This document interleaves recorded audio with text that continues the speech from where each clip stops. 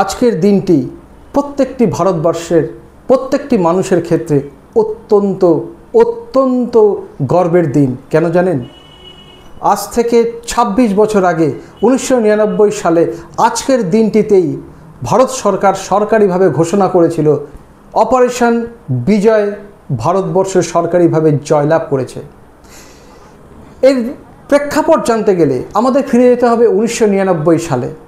সেই সময় জম্মু কাশ্মীরের একেবারে সীমান্ত লাগোয়া, যেটাকে এখন এলওসি বলা হয়, লাইন অফ কন্ট্রোল, সেই লাইন অফ কন্ট্রোল বরাবর দ্রাস, বাটালি, কার্গিল বিভিন্ন এলাকাগুলিতে, ভারতবর্ষের একেবারে লাইন অফ কন্ট্রোল ঘেরা এলাকাগুলিতে উচ্চ যে শৃঙ্গগুলো আছে, যেগুলো ভীষণভাবে জিওগ্রাফিক্যালি এবং ভীষণভাবে ভারতবর্ষের স্ট্র্যাটেজিক পয়েন্ট, গুরুত্বপূর্ণ পয়েন্ট, কারণ সেখান থেকে সরাসরি একেবারে শ্রীনগর লে যে রাস্তা, সেই রাস্তার উপরে নজরদারি করা যায়। এই জায়গাগুলিতে দখল করে নিয়েছিল পাক সেনার মদতপুষ্ট জঙ্গি জেহাদিরা। এই খবর প্রথম আসে সেই সময় এপ্রিল মাস নাগাদ। তারপর ভারতীয় সেনা তাদের ওই জায়গায় যখন ফিরতে যায়, তখন দেখে সেই জায়গাটা তাদের হাতে নেই, দখল করে নিয়েছে পাক সেনার মদতপুষ্ট জঙ্গিরা, জিহাদিরা। এটা প্রথমে ধারণা করা হয়েছিল যে বেশ অল্প কিছু জঙ্গি হয়তো সেখানে আছে, কিন্তু যত সময় এগোলো বোঝা গেল যে না, শুধুমাত্র জঙ্গি নয়, সেখানে পাক প্যারামিলিটারি ফোর্সের এবং পাক সেনাবাহিনীর স্পেশাল কমান্ডো গ্রুপের বেশ কিছু জওয়ান সেখানে মোতায়েন ছিল। প্ল্যানিংটা ছিল এই যে সেই জায়গাটা যখন শীতের সময় ভারতীয় সেনারা যখন সেই জায়গাটা একটু নজর ওখানে থেকে নেমে আসেন, সেই শীতের সময় সেইখানটা গিয়ে তারা দখল করে নিয়েছিল। পরিকল্পনাটা ছিল শ্রীনগর থেকে লে যাওয়ার যে রাষ্ট্রীয় রাজমার্গ, সেটাকে দখল করে নেওয়া, যার ফলে কাশ্মীরকে, লাদাখকে অন্য জায়গা থেকে বিচ্ছিন্ন করে দেওয়া যায়। এই মতলব ফলপ্রসূ হয়নি। প্রতিবারের মতোই ১৯৭১ সাল, তার আগে ১৯৬৫ সাল, তারও আগে ৪৮ সাল, এই রকম বিভিন্ন সময়ে বিভিন্নভাবে ভারতবর্ষের হাতে যেভাবে মার খেয়েছে পাকিস্তানিরা, এইবারেও ঠিক সেইভাবেই মার খেলো পাকিস্তান এবং মার দিল সোজা কথায়, সোজাভাবে ভারতীয় সেনাবাহিনী। স্যালুট! সেই ভারতীয় সেনাবাহিনীর জওয়ানরা এরপর অসম লড়াই, ভীষণ অসম লড়াই লড়ে অবশেষে জয়লাভ করলো। অসম লড়াই কেন বললাম জানেন? সেই সময় পাহাড়ের শৃঙ্গে তারা আছে বিদেশি হানাদাররা, বিদেশি পাকিস্তানি সৈনিকরা, আর নিচে আছে আমাদের ভারতীয় সৈনিকরা। আমরা সেই সময় দেখেছিলাম সেই বিতর্কিত বোফোর্স কামানের জলওয়া, নিচ থেকে বোফোর্স কামান দাগা হচ্ছিল এবং সেখানে গিয়ে তারা আক্রমণ করছিল এবং নিচ থেকে আস্তে আস্তে আস্তে আস্তে উঠছিল ভারতীয় সেনারা। দুর্গম পাহাড়ের পথ বেয়ে সেই জায়গাগুলো, চটি, সেই উপরের অংশগুলোকে দখল করার মরণপর কামড় দিল ভারতীয় সেনারা। অবশেষে ৩ মাস লড়াইয়ের পর, এবং একটা কথা মনে রাখতে হবে, সেই সময় ভীষণ ভালো ভূমিকা পালন করেছিল ইন্ডিয়ান এয়ারফোর্স, কারণ ইন্ডিয়ান এয়ারফোর্স না থাকলে হয়তো এই যুদ্ধেই সাফল্য লাভ করা যেত না। এয়ারফোর্সের কাজটা ছিল আরও কঠিন, কারণ এলওসি বরাবর তাদেরকে পাকিস্তানের মধ্যে না ঢুকে সেই জায়গাটায় বোমা বর্ষণ করতে হচ্ছিল।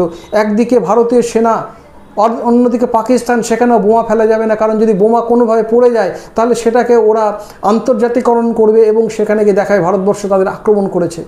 এই রকম ফাঁদে ফেলেছিল আমাদের ভারতীয় সেনাকে, কিন্তু ভারতীয় সেনারা সুচতুর পেশাদারিত্ব দেখিয়ে ভারতবর্ষের মধ্যে ঘাঁটি গেড়ে থাকা সেই সব জঙ্গি এবং পাকিস্তানি সেনাদের একবারে খেদিয়ে বিদায় করেছিল। বিনিময়ে প্রাণ গেছিল ৫২৭ জন ভারতীয় সেনার। আমরা সেই সময় বিক্রম বার্তা, মনোজ কুমার পান্ডে, মেজর যোগিন্দর সিং, এদের নাম আমরা শুনেছিলাম, কর্নেল হানিফুদ্দিন। আমরা সেই সময় এরকম ১১-১২ জন শহীদের নাম আমরা জানতাম। পরবর্তীকালে যাদের নিয়ে অনেক সময় সিনেমাও তৈরি হয়েছে। আপনারা যদি কেউ বর্ডার্স 2 সিনেমাটা দেখে থাকেন, যেটা জেপি দত্তের পরিচালনায়, বা ঋত্বিক রোশনের লক্ষ্য সিনেমা দেখে রাখেন, তবে সেই পটভূমিকাটা ছিল এই কার্গিল যুদ্ধকে নিয়ে। সেই সময় মরণপণ যুদ্ধের পর অবশেষে ভারতের দখলে আসে সেই সমস্ত এলাকা। আজকের দিনে আমরা একজন গর্বিত ভারতবাসী হিসাবে নতমস্তকে স্যালুট জানাই সেই বীর সেনানীদের, যাদের প্রাণত্যাগ এবং যাদের পরিশ্রম, যাদের ভীষণ লড়াকু মনোভাব, তার ফলে আজকে আমরা এই ভারতীয় ভূখণ্ডে আমরা নিশ্চিন্তে আছি, নিরাপদে আছি।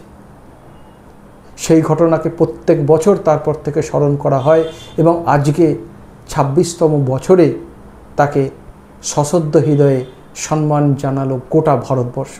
সম্মান জানিয়েছেন দেশের সর্বোচ্চ নাগরিক আমাদের রাষ্ট্রপতি, জানিয়েছেন প্রধানমন্ত্রী, জানিয়েছেন স্বরাষ্ট্রমন্ত্রী, জানিয়েছেন আমাদের ডিফেন্স মন্ত্রী রাজনাথ সিং থেকে শুরু করে সব ধরনের মানুষ এবং অবশ্যই সেনানীরা। আমরা কিছুতেই ভুলতে পারি না তাদের আত্মত্যাগ। সেই আত্মত্যাগের কারণেই আজকে আমরা নিশ্চিন্তে আছি। আর একজনের কথা এখানে আমাদের বলতেই হবে, যিনি সেই সময় আমাদের মাথার উপরে ছিলেন, আমাদের প্রয়াত প্রধানমন্ত্রী প্রাক্তন অটল বিহারী বাজপেয়ী। যে মানুষটি বলেছিলেন আমরা যুদ্ধ চাই না, কিন্তু কেউ যদি আমাদের উপরে যুদ্ধ এনে দেয় আমরা সেই যুদ্ধ আমরা অবশ্যই করব এবং সেই যুদ্ধ আমরা জয়লাভ করব। এবং সত্যিই ভারতবর্ষ সেই সময় কার্গিল ওয়ার ভারতবর্ষ জিতেছিল, 3 মাস লড়াই হয়েছিল, গোটা বিশ্ব দেখেছিল, স্তম্ভিত হয়ে গেছিল যে সীমিত এলাকায় যুদ্ধ, অথচ কি ভয়ঙ্কর অভিঘাত ছিল সেই যুদ্ধের। অবশেষে 527 জন সেনানীর জীবনের বিনিময়ে এবং আরও অনেক মানুষ, অনেক সেনা তখন আহত হয়েছিলেন। আমরা আমাদের সেই জায়গা আমরা আবার আমাদের কন্ট্রোলে আনি এবং আমরা জয়লাভ করি। মুখে ঝামা ঘষে দিয়েছিল পাকিস্তানের। এই প্রতিবেদন আপনাদের কেমন লাগলো অবশ্যই কমেন্ট করুন এবং জানান আপনাদের অনুভূতি। ধন্যবাদ, ভালো থাকবেন। জয় হিন্দ, ভারতবর্ষ জিন্দাবাদ।